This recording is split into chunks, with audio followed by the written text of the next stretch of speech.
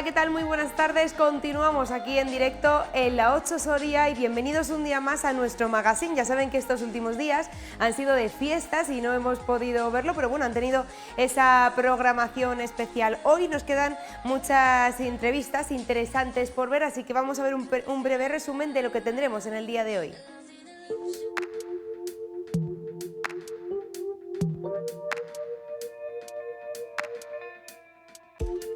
Hoy en 8 Magazine Soria hacemos un balance de las fiestas de San Juan, desde el miércoles el pregón hasta el adiós adiós San Juan del lunes de bailas.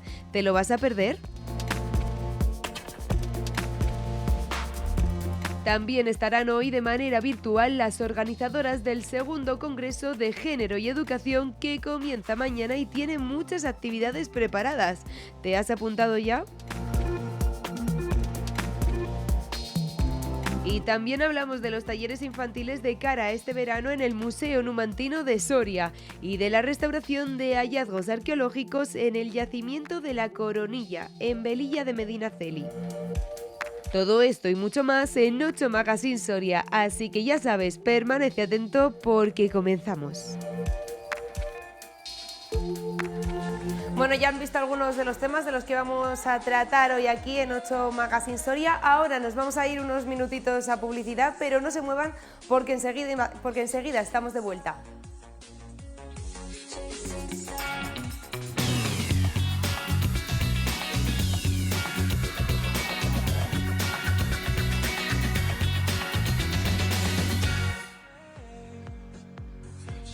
Continuamos en directo aquí en la 8 Soria y ahora sí que sí tenemos a dos invitadas muy especiales que tienen un Congreso Internacional de Género y Educación preparado para a partir de mañana. Vamos a conocerlas, que ya la tenemos aquí en pantalla. Ellas son Laura Álvaro y Carolina Amodi. Muy buenas, ¿qué tal? ¿Cómo estáis?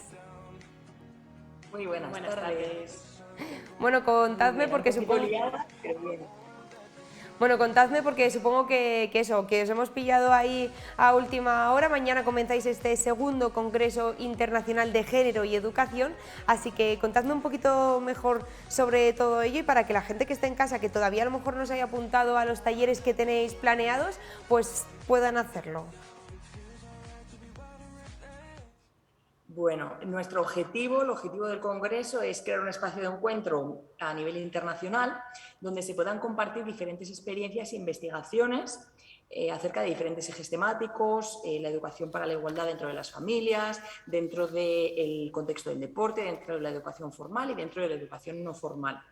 Entonces hay una serie de conferencias plenarias, entre las cuales, bueno, mañana contamos con la ministra y el día siguiente contamos con Ana Bernal Triviño, que es una periodista que está muy expuesta en los medios de comunicación últimamente con el tema del documental de Rocío Carrasco, y una 2 veces campeona del mundo de fútbol que trabaja, es la directora del área de mujer en el Consejo Superior de Deportes. Entonces, además, hay una serie de talleres, como tú muy bien comentabas, sobre diferentes temas, sobre cuentos coeducativos, sobre planes de igualdad, sobre la competencia mediática con perspectiva de género, sobre deporte con perspectiva de género, y además después tenemos una serie de comunicaciones donde se exponen esas diferentes investigaciones que se han hecho en coles, en universidades, en familias, en diferentes contextos. Entonces, bueno, si hay alguien que quiera acercarse, pues para nosotras es un placer poner a Soria como epicentro internacional de un tema como es la educación con perspectiva de género, la educación para la igualdad. Hablabais justo de que, bueno, la ministra Pilar Alegría va a presidir, ¿no?, esa inauguración del Congreso, y supongo que vosotras tenéis que estar muy contentas, ¿no?, porque al fin y al cabo es algo que habéis conseguido después también de estar ahí proponiendo al ministerio. Hombre, pues sí, la verdad es que han sido ya, esta es la segunda edición, han sido ya 2 años, más de 2 años de trabajo, y lo que estamos viendo es un poco el reconocimiento, los frutos. Estamos empezando a recoger, estamos viendo cómo empieza a ser un evento académico de interés para la ciudadanía en general y para también aquellas personas que están estudiando sobre coeducación, sobre educación en igualdad. Y Y bueno, pues sí que nos resulta de especial interés contar con alguien del Gobierno central, especialmente en este momento en el que la legislación educativa está siendo modificada, está siendo transformada. Y además, teniendo en cuenta que la LOE tiene el parámetro de la coeducación como un eje más importante como que leyes anteriores, desde luego es una suerte poder contar con su presencia y creemos que, bueno, pues que puede aportar esas indicaciones, esas especificaciones de que nos detallen realmente si la igualdad de género va a estar presente, más presente o de qué manera se va a plasmar luego en los centros educativos. Hablabais de que teníais ya, bueno, pues unas comunicaciones, ¿no?, que se van a exponer, sobre todo en esas conferencias. No sé si nos podéis acercar un poquito más sobre ellas, cuántas personas se han presentado, si lo van a presentar durante estos días, ¿cómo lo habéis planificado? Sí, bueno, como decíamos, hay 3 actividades. Una, las conferencias magistrales, que son las que comentábamos antes. Otra, los talleres, que son los que recién también comentaba. Y otra son las comunicaciones, que es donde las personas que están trabajando en sus diferentes contextos exponen. Nuestro evento tiene 2 modalidades, la modalidad presencial y la modalidad virtual. Entonces, aunque se han apuntado muchísimas personas, no todas van a poder ser de forma presencial. Pero más o menos de forma aproximada contamos con unas casi 70 comunicaciones de grupos de personas, es decir, cada comunicación viene avalada, viene firmada o desarrollada por varios grupos de personas que investigan, etcétera, que han sido ya aprobadas y que han pasado por un comité científico internacional muy exigente. De hecho, muchas no han podido ser incluidas finalmente en el libro de actas porque pues, el nivel de exigencia es muy elevado. Y finalmente, con esas comunicaciones, que muchas de ellas se expondrán a lo largo de los 3 días, vamos a publicar un libro que va a ser editado por Dickinson, que es una editorial que está rankeada en el ranking del primer cuartil del SPI, que es el ranking que mide el prestigio de las editoriales españolas. O sea que también tenéis que estar contentas en ese sentido, ¿no? Porque claro, es una de las editoriales más importantes de España, por lo que supongo que para vosotras también es un honor el poder exponer ahí ese libro. Sí, y también sobre todo porque otro de los objetivos del Congreso es el de transformar las realidades, es decir, hacemos este evento no solo para compartir, para saber qué están haciendo otras personas, para aprender, para crear redes y vínculos, sino también para poder transformar. Y en la transformación creemos que también es importante a través de esa divulgación de lo que aquí se conoce. Parece que hemos perdido durante unos segundos a Laura y a Carolina. No sé si podemos recontactar con ellas, compañeros, o esperamos un poquito. Bueno, pues vamos a esperar un poco a ver si podemos retomar otra vez la conexión tanto con Laura como con Carolina. Vamos a contar un poquito más sobre el Congreso Internacional de Género y también de Educación, que precisamente bueno, pues tenemos distintas conferencias plenarias, ¿no? Como por ejemplo la inauguración del Congreso, que está a cargo de Pilar Alegría, la ministra de Educación del Gobierno de España, en el que se va a recalcar esa igualdad. Me comentan que ya os hemos recuperado de nuevo. Carolina, ¿qué tal? ¿Cómo estáis?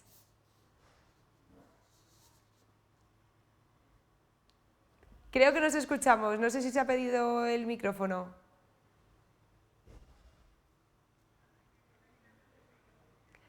No, no se escuchamos nada. Bueno, vamos a seguir intentando otra vez reconectar con ellas, que bueno, ya sabemos que estos problemas de internet a veces pasan, a veces ocurren y más en directo, así que bueno, vamos a seguir recordando todas esas actividades que ellas tienen planeadas para este congreso, que recordamos que empieza mañana 6 de julio, también 7 de julio y 8 de julio. Y es que además no solo van a tener estas actividades, estos talleres, conferencias, como decíamos, sino que también van a tener rutas complementarias, como por ejemplo esa ruta histórica hablando hablando de Machado a las 8:30 de la tarde, en la que van a estar caminando, haciendo una ruta histórica con todas las personas que se quieran apuntar. Y además también otra cosa muy curiosa de este congreso es que, bueno, pues para las personas que tengan hijos, que sean pequeños, que tengan alrededor de entre 0 y 2 años, tienen un servicio de guardería para todas las personas que quieran, bueno, pues que necesiten dejar a sus hijos durante ese ratito y no se puedan. Se nos oye ya, ¿verdad? Ahora sí, ya os he recuperado. Sí. Carolina, Laura, ¿estáis ahí? ¿Os escucho? Sí, estamos. Ya te escuchamos de nuevo. Vale, estábamos comentando que aparte de las conferencias que estábamos tratando, de esos talleres, las comunicaciones, también tenéis actividades complementarias como por ejemplo podría ser ese servicio de guardería que no es algo tan común, ¿no? Y también además esa ruta histórica hablando de Machado por la ciudad de Soria. Sí, así es. Nosotros consideramos que el evento académico tiene el atractivo en sí, pero que también debe de suponer, debemos aunar fuerzas con las instituciones sorianas y si podemos apoyar en la promoción del turismo de nuestra ciudad, pues mira, de la vida. Entonces, ya lo hicimos durante la primera edición y este año volvemos a repetir. Vamos a poner a disposición de todas las personas asistentes al Congreso 2 rutas turísticas. La primera se centra más en la historia de nuestra ciudad, que será mañana a las 8:30, saldrá de la Plaza de las Mujeres. Y el jueves habrá también otra ruta, que esta ya se centrará sobre la historia de Machado. Y lo mismo, la salida será a las 20:30 de la Plaza de las Mujeres. Y bueno, pues un poco eso, considerar que vamos todos a una y que desde luego es una suerte que un congreso se ubique en una ciudad como la nuestra y que pues eso, que se disfrute más allá de las actividades puramente académicas. Además yo creo que es muy importante, ¿no?, esta parte, esta coletilla que también comentasteis cuando hicisteis la presentación de este congreso, del deporte, ¿no?, porque lo habéis querido mezclar y consideráis que es algo muy importante para vosotros y también para toda la sociedad que se quiera unir a este congreso. Sí, es un lineamiento que además es uno de los ejes que se están trabajando desde el Pacto de Estado que está firmando por todos los partidos políticos que estaban vigentes en 2017, que es cuando se firmó el Pacto de Estado contra la violencia de género, y es una de las líneas. Y ya se ha venido trabajando también desde los medios de comunicación, desde las diferentes esferas de la sociedad, y nos parecía también que debía recogerse en nuestro congreso. Además, que se desarrolla el congreso en el campus universitario Duques de Soria y, como sabéis, desde hace 2 años tenemos una carrera que es la carrera de actividad física, ciencias de la actividad física y del deporte, y es un área que nos interesa y nos parece muy importante. Pues chicas, muchísimas gracias por estar hoy con nosotros aquí en 8 Magazine Soria, en directo. Sé que tenéis muchísimo que hacer en este día preparatorio de este Congreso Internacional, pero no me puedo despedir sin preguntaros por qué creéis que es necesario que cada vez más personas se unan a este tipo de congresos feministas. Hombre, pues porque realmente el cambio social empieza desde la primera infancia.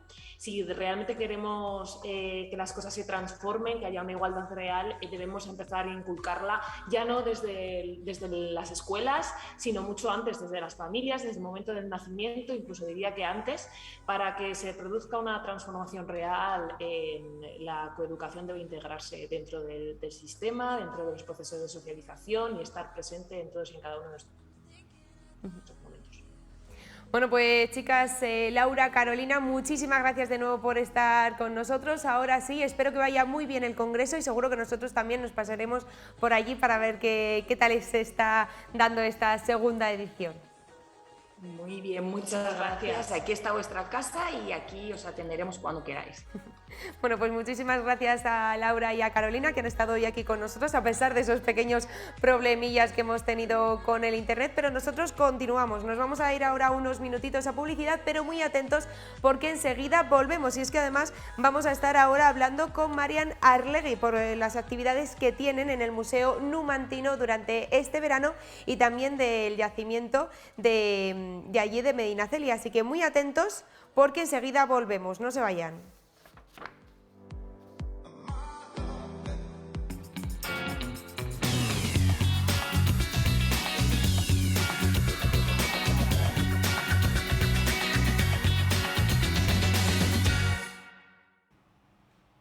Ya estamos de vuelta, muy buenas tardes y estamos ahora, como os hemos adelantado antes, con Marian Arlegui. Ella es la directora del Museo Numantino. Muy buenas, Marian, ¿qué tal estás? Bien, feliz de estar aquí con vosotros. Bueno, ya ha comenzado el verano, ya han pasado las fiestas de San Juan, que han sido, bueno, pues muy buenas para todas. Yo supongo que tú también las has disfrutado. Sí, por supuesto. Me considero sanjuanera. Bueno, pues ahora el Museo Numantino tampoco se queda parado, ¿no? Y comienza estas actividades, esos talleres para niños enfocados sobre todo, bueno, pues en este julio y quién sabe todavía si a lo mejor en agosto. Cuéntanos qué tenéis preparado. Como todos los años, el verano consideramos que es un periodo de aprendizaje lúdico, donde las actividades tienen un enfoque muy diferente a lo que es insertar nuestras actividades y nuestro gabinete, nuestro departamento educativo dentro del ciclo educativo escolar durante todo el curso. Entonces, las actividades procuran ser a través de una cierta actitud lúdica que enseñen y sobre todo que acostumbren a los niños también a visitar instituciones culturales, que es muy importante. Y además que aprendan a leerlas de una manera diferente a como quizá los mayores aprendimos a hacerlo, ¿no? Y en ese sentido tenemos 3 talleres para niños de 7 y 8 años, de 8 y 9 y de 10 y 11. El primero es con las manos embarradas, que es hacer una cerámica y mostrarles la importancia que tuvo en su momento hacer recipientes cerámicos para poder comer y poder cocinar. Ellos elaboran ese recipiente de arcilla que luego se llevan a su casa, decorado o no. El siguiente es lo que mis abuelos me enseñaron y tiene que ver con la exposición actual que aconsejo muy sinceramente que se visite por parte del público soriano, que es Fractura, que es una reflexión acerca de nuestro pasado más reciente que es rural. Cómo además ese mundo rural está amenazado de olvido y que hay mucho que aprender todavía y que recuperar. No solamente son los saberes tan importantes de la agricultura, la ganadería, la resina, las colmenas, es decir, toda esa relación autosuficiente casi que tuvieron nuestros abuelos con el medio natural, sino también canciones, refranes, ciertas costumbres, todo un mundo realmente rico que se está olvidando con las generaciones que fallecen, ¿no? Entonces el museo lo que pretende es hacer un llamamiento y una evocación, empieza por la escuela, continúa, perdón, con la infancia, continúa con la escuela y digamos que es una alegoría o un recuerdo a través de piezas muy importantes de la colección del museo de lo que eso ha sido. Estamos además muy satisfechos porque la exposición ha sido visitada ya por casi 9.000 personas desde que se inauguró. Eso es un buen número. No, es una buena cifra desde finales de enero, que eran malas fechas para este tipo de actividades, casi 9.000 personas, y la prorrogamos pensando precisamente en personas que vienen a pasar el verano a Soria y que tienen, bueno, pues todavía muchos recuerdos de índole rural.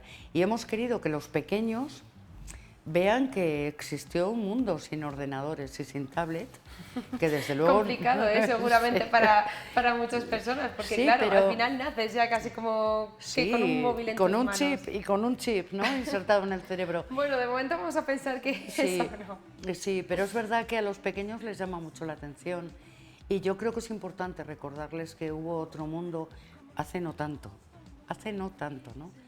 Y luego, por último, el tercer taller es Cara o Cruz, va dirigido a niños un poco más mayores, tiene que ver con el mundo de la moneda, qué significa la moneda.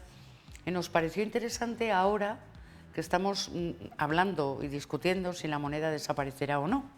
Con ¿no? todo el tema del Bitcoin, eso también es. de pagar online. Eso todo, es, entonces, eso es. un poco ahí Entonces, el complicado. significado que ha tenido desde el siglo II a.C. en nuestro entorno, en el entorno, bueno, pues cuando ya los celtíberos comienzan a utilizar la moneda con el mundo romano, y el mundo romano, claro, ya está hoy, ¿no? La trascendencia que tiene un objeto tan cotidiano y relacionarlo con eso, con la amenaza de su desaparición, ¿no? O sea que, bueno, al final lo que estáis intentando desde el Museo Numantino no es acercar toda esa cultura de la provincia de Soria a los más pequeños, porque Sí. al final yo creo que los más pequeñitos, los niños, son como esponjas y si empiezas a educarles Sí. en ese aspecto desde que son pequeños, también les genera un gran interés según van creciendo. Lo son, hace poco tuve una anécdota, perdóname que la cuente porque fue muy emotiva. Cuéntala. Un lunes que el museo está cerrado, había un niño muy pequeño, tendría 5 o 6 años, tirando de su abuelo para entrar en el museo. Y lo vi y me acerqué y le dije, ¿quieres entrar al museo? El niño muy tímido solo tiraba del abuelo, ¿no? Y el abuelo le decía, ¿pero qué es que hoy está cerrado? Y le dije, bueno, pues vamos a ver el museo. ¿Sí? Sí, y entré con él, con su abuelo. El niño casi no hablaba, le dije, ¿qué quieres ver? Él nos dirigió por el museo. Fíjate. Y ya en la primera planta le dije, ¿vamos arriba o salimos? Me dijo, arriba. Fue la primera palabra que dijo, arriba. Y él me iba señalando. Me dijo, para hacer ropa, un telar, donde vivían. Es decir, el niño estaba tan impresionado que arrastró al abuelo al museo, ¿no? Oye, eso y dice bueno, la mucho. verdad es que recuerdo al niño y recuerdo al abuelo y sé que va a ser un recuerdo muy, muy entrañable. Y esto ocurre, o sea, a veces son los niños los que luego llevan a los padres al museo, que también es interesante la visita familiar. ¿Crees que los padres deberían intentar motivar un poquito más a sus pequeños y que no sea al revés, entre comillas, el llevar a los más pequeños hasta a conocer Bueno. la cultura de sus antepasados? El mundo que vivimos es complejo y yo creo que además se ha hecho más complejo en los últimos 10 años, por muchas y muy variadas razones, ¿no? No vamos a hacer alusión a todas ellas porque no acabaríamos, ¿no? Entonces, el abanico ahora mismo de oferta hacia los niños es mucha y me imagino que a los padres les resulta difícil elegir. Yo siempre digo en cualquier caso que el museo es un lugar de aprendizaje, de reflexión y de serenidad. Y estos tres aspectos me parecen cada vez más esenciales en el mundo en el que vivimos, ¿no? Cuando yo paseo por las salas del museo y de pronto hay ese silencio contemplativo, para mí es un oasis. Y creo que todos deberíamos disfrutar de ese oasis intelectual, ¿no? De esa serenidad, de esa tranquilidad, ¿no? Y bueno, pues para mí la oferta del museo, de cualquier exposición, es siempre la mejor opción. Vamos, eso sin duda, porque además, bueno, quitando el Museo Numantino aquí en el centro de la ciudad de Soria, también hay más yacimientos aquí en la provincia y también hay que hablar de ellos y me gustaría que hablásemos un poquito Sí. más sobre ello también. Sí, bueno, la verdad es que la provincia de Soria, dentro de la humildad, que a mí recuerdo siempre las palabras de Machado, ¿no? Esa humildad de la provincia, es decir, no tenemos los Pirineos, no tenemos los picos de Europa, no, en fin, una serie de cuestiones, pero sin embargo dentro de esa humildad hay una grandeza impresionante en la unión del medio ambiente con el patrimonio cultural, ¿no? De norte a sur y de este a oeste. Quiero decir que no voy a citar todas las ciudades o todos los pueblos y todos los yacimientos porque no acabaríamos, ¿no? Pero creo que Soria es una ciudad perfecta para, enlazando con lo que decía antes, de esa serenidad, de ese estímulo intelectual sereno, recorrer los campos y recorrer los monumentos, ¿no? Lejos de ese turismo masivo, avasallador y ruidoso, ¿no? Creo que el verdadero tesoro de Soria es precisamente ese, ¿no? Bueno, nombra San Bodelio, San Juan de Duero, Tiermes, Numancia, Ambrona. Sí, es una provincia, o el medio natural, Urbión, La Laguna, Eusero, incluso la zona de Oncala o el Valle del Jalón. Es decir, es un paisaje tan variado y tan interesante, ¿no? Y como recorrido cultural lo tenemos todo desde el Paleolítico inferior hasta hoy. Es decir, tenemos uno de los yacimientos más importantes de Europa, que son Torralba y Ambrona, del Paleolítico inferior y medio, y ahí están, ¿no? O sea, que el recorrido, el discurso cultural, el discurso de nuestra historia es continuo y completo, ¿no? Y eso, bueno, pues produce satisfacción en su lectura. Además, yo creo que muchas de las personas que se acercan a hacer este tipo de turismo también puede ser que sean personas que vienen de las grandes ciudades, ¿no? Que buscan ese respiro, que también vamos a animar desde aquí a todas las personas que nos estén viendo desde casa a que hagan también turismo por la provincia, porque claro, muchas veces nos ocurre que en la zona en la que nosotros vivimos conocemos menos que incluso de otras ciudades distintas, Sí. ¿no? Bueno, ciudades, provincia, comunidad. Parece como que siempre que tenemos unos días libres intentamos salirnos fuera, Sí. y al final también a veces deberíamos parar un segundo y pensar en lo que tenemos en casa, ¿no? Evidentemente, bueno, nosotros tenemos, bueno, la poca fortuna de que todavía el turismo es muy estacional, yo creo que por tópicos infundados, ¿no? Y ahí hay que trabajar. Pero claro, la primavera y el otoño para los sorianos son magníficos, quiero decir, son estaciones absolutamente extraordinarias para recorrerlo, ¿no?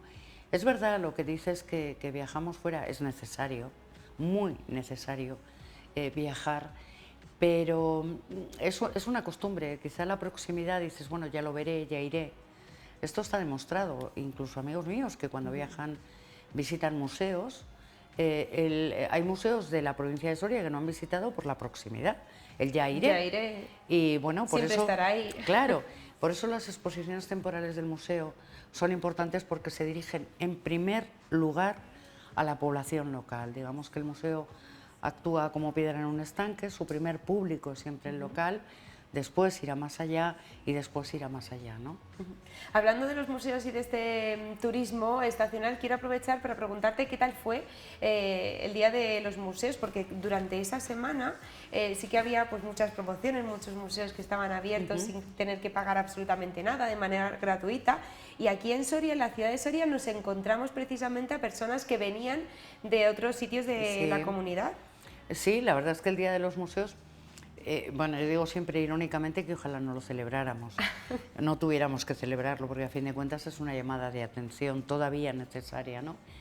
Pero es verdad que vinieron muchos visitantes, porque hemos notado que a través detrás de la pandemia y en los coletazos finales de la pandemia hubo un incremento muy notable de público nacional, ¿eh? Aunque es verdad que hay público cada vez más extranjero, pero bueno, el público nacional se incrementó mucho y eso alegra, incluso el soriano. Entonces el Día de los Museos es una llamada de atención, tiene mucho de celebración y nos gusta. Y aquí sí que quiero hacer un breve inciso, porque es muy importante. Los museos efectivamente son centros que comunican cultura, son comunicadores culturales. Traducen la investigación al público, pero su principal función, que es quizá la más desconocida, no es la exposición, sino la conservación de los objetos y su información para las generaciones del futuro. Es un trabajo callado que no se ve, que implica restauración, conservación, inventarios, catálogos, tratamiento administrativo y técnico de los fondos que ingresan. Es un trabajo no visto, pero que realmente es el más grave que tenemos. Y es que tus nietos y los nietos de tus nietos puedan ver los objetos que han llegado hasta nosotros en el mismo estado, si no mejor, que los hemos recibido. Luego se investigan y nosotros traducimos la investigación. Pero la fundamental razón de existir de los museos es ser centros de custodia. Bueno, sobre todo muy importante, ¿no?, para lo que dices de mantener una conservación, una buena conservación de todas las piezas, ¿no?, que se han ido encontrando, de todos los fragmentos y que se ha ido uniendo. Y bueno, yo creo que es una función maravillosa la de los museos, porque claro, muchas veces, ¿no?, yo en este caso, ¿no?, que soy generación Z, ya nacida pasada del año 1995, fíjate, qué joven. Muchas personas nos dicen, esto es una curiosidad, muchas personas nos dicen, jolín, es que vosotros no tenéis ni idea de nada, habéis nacido con la tecnología, tal. Bueno, yo recuerdo los móviles de tapa, que no había internet, pero vamos, ni por asomo. Y fíjate qué curioso, ¿no?, que luego también hay muchas cosas que vemos en los museos que para mí son antiguas, muy antiguas, que utilizaban mis abuelos, ¿no?, en el pueblo, y que a día de hoy están puestas en museos porque ya es impensable que se vuelvan a utilizar. Sí, así es. Por eso la exposición de algún modo se llama Fractura, precisamente por eso. Porque hay una fractura, o sea, ha sido un cambio probablemente de los más radicales que ha habido en la historia reciente, que no se deban a cataclismos o problemas climáticos severos, ¿no? Ha sido un cambio cultural brutal que ha ocurrido en apenas 20 años, muy rápido, y por eso se llama fractura. Lo has explicado muy bien. Lo has explicado muy bien. Pero... Tu abuelo y tú, es decir, una generación y hay muchas cosas que se han perdido. Hay muchísimas diferencias que, vamos, que yo desde luego estoy muy agradecida el poder que se sigan manteniendo ese tipo de usos, de costumbres, porque al fin y al cabo también hay muchas cosas que se van pasando de generación en generación y tradiciones también buenísimas. Hombre, yo creo además hay algo muy interesante en la exposición, que es una reflexión en el folleto, que invito también a que se adquiera, es de precio muy reducido, simbólico, porque ahí se plantea una reflexión acerca de efectivamente ese mundo parece acabado, pero bueno, no sabemos lo que nos depara el futuro. Efectivamente. Y ahí yo admiro el saber de mis abuelos, yo admiro que fueran capaces de sobrevivir con el campo, la agricultura, aprovechar el medio natural de ese modo, y no sabemos qué deparará el futuro. Y lo lamento de verdad haber perdido, no conocer como ellos conocían todo eso. Al final, bueno, como que cada generación tiene tiene pues su época en la que tiene que vivir, los avances tecnológicos. Luego es una forma muy distinta, ¿no? de ver las cosas, de vivir la vida. En una época hay ventajas, en otra desventajas. Sí. Bueno, está un poco ahí Evidentemente, a la sí. par. Marian, te quería preguntar ahora por el yacimiento de la Coronilla en Velilla de Medinaceli, que habéis comenzado otra vez esos trabajos de Sí. restauración, Sí. que lleváis ya un poquito más de un mes, ¿no? Sí, bueno, es un proyecto de investigación que surgió antes de la pandemia, de hecho iba a durar 5 años, ha durado un poco más, en un yacimiento en Velilla de Medinaceli, en la Coronilla, un yacimiento absolutamente extraordinario para la investigación, porque bueno, tiene casi 6 hectáreas, un poco más de 6 hectáreas, tiene una cerca o muralla. Hemos encontrado una cabaña y una estructura circular inédita, no conocemos otro parecido en muchos kilómetros alrededor, y cuando hablo de kilómetros no hablo de distancias sino de culturas. Y bueno, estamos moviéndonos en una fecha de entre 1800 y 1600 antes de Cristo, es decir, hace 4000 años, ¿no?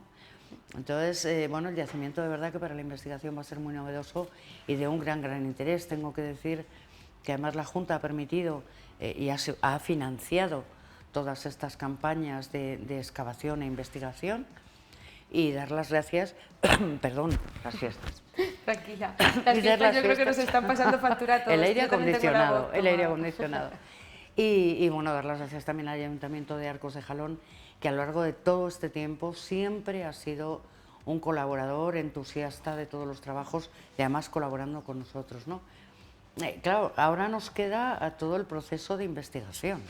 Es decir, que la excavación efectivamente es un mes, mañana vuelvo porque estamos concluyendo, pero claro, el trabajo ahora de análisis, de estudios geológicos, edafológicos, análisis óseos de la fauna, cerámicas, etcétera, bueno, lleva más de un año. Es decir, ese es el trabajo que no se ve, pero ahora nos queda un año de trabajo arduo. Claro, porque es que además, bueno, yo lo que he estado investigando un poco y leyendo es que estáis reconstruyendo como si fuese una pequeña casita, ¿no? Que habéis encontrado como una estructura ovalada, ¿no? ¿O qué es o cómo es exactamente? Porque creo que hay cosas que incluso todavía no habéis encontrado el funcionamiento. Es difícil llegar a la conclusión de cuál fue la función última de determinadas estructuras e incluso cuánto tiempo habitaron, porque por ejemplo encima de lo que creemos que es la muralla, una cerca elevada, ya en las fases finales se construyó una cabaña ovalada, con el interior enfoscado, con cerámicas, una cabaña que se destruyó por fuego. Sabemos que el fuego empezó en uno de los laterales, es una cabaña ovalada, y donde hemos encontrado, bueno, pues hasta las piezas de barro para sujetar los postes de madera. Tenía un banco corrido y encontramos el hogar con un molino al lado, e incluso, bueno, pues detalles muy emotivos, como que una cerámica apareció completamente aplastada, probablemente por la techumbre y el derrumbe del muro, pero una cerámica apareció solo inclinada, como si algo la hubiera protegido, quizá las maderas, y no se hubiera roto del todo, y apareció completa, ¿no? Esas son las solamente pequeñas inclinada, reliquias. ¿no?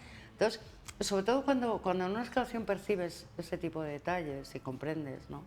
La emoción es inmensa porque asistes en directo a un episodio de hace 3.800 años, ¿no?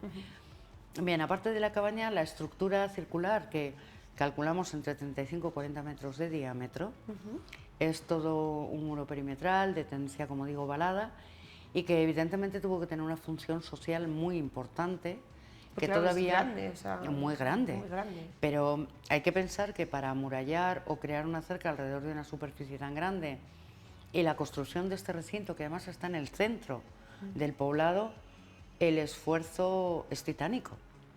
La construcción es en seco, no hay argamasa, a veces se utiliza barro para sujetar mejor, pero otras veces es en seco, lo cual implica que hubo un orden jerárquico muy importante, tuvo que haber una jefatura muy importante que determinara quién y cómo trabajaba en estas áreas y quién y cómo y cuándo trabajaba en el mantenimiento, porque a la vez que se construye esto Había que hay que seguir mantenerlo. cuidando el ganado, hay que seguir cultivando el gran, el trigo, la cebada, en fin, ¿no?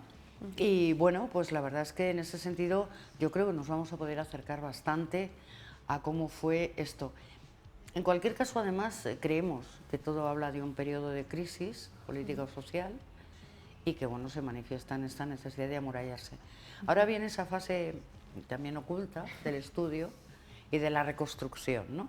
De cómo fue la vida en ese momento, que es tan apasionante como la propia excavación arqueológica. Eso te iba a decir, que yo creo que eso es uno de los momentos ahí más apasionantes de coger y decir, Sí. vale, y ahora con todo esto que tenemos, ¿para qué se utilizaba?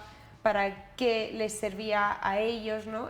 O sea, un poco el reconstruir toda esa Sí. historia que al final es lo que, bueno, el principal fin, ¿no? Fíjate que ahora con los análisis óseos podemos saber, por supuesto, la fauna que ellos criaban y consumían, las preferencias de consumo, es decir, si preferían crías o no, si había aprovechamiento de productos secundarios como la leche o la mantequilla por los recipientes, podemos saber qué especies eran sus preferidas, para qué utilizaban los caballos, si preferían los bóvidos a las ovejas, es decir, cómo era su economía realmente de supervivencia. Podemos llegar a saber también por los adobes, porque hay paja incrustada, y qué tipo de cereales cultivaban. Por el interior de una cerámica y analizando las paredes, podemos llegar a saber qué se cocinó. Por ejemplo. Claro, porque al final se queda como Claro, impregnado, queda ¿no? impregnado y podemos llegar a saber qué se cocinó, ¿no? Es decir, y esto solamente son ejemplos, pero ahora gracias a las nuevas tecnologías los descubrimientos son inmensos. Pues María, muchísimas gracias por A estar vosotros. hoy aquí con nosotros A en el vosotros. plato de 8 Magazine Soria. Ya sabes que eres bienvenida, puedes volver Gracias. cuando quieras, Cuando queráis. Sí. este verano, y que vayan muy bien todas las actividades que tenéis Espero. planteadas. Así lo espero, muchas gracias. Gracias a vosotros. Bueno, pues ahora nos vamos a ir unos minutitos a publicidad y enseguida volvemos, porque vamos a hacer un pequeño balance de estas fiestas de San Juan que hemos tenido tan intensas después de 2 años sin poder vivirlas. Así que nos vamos y enseguida volvemos, no se muevan.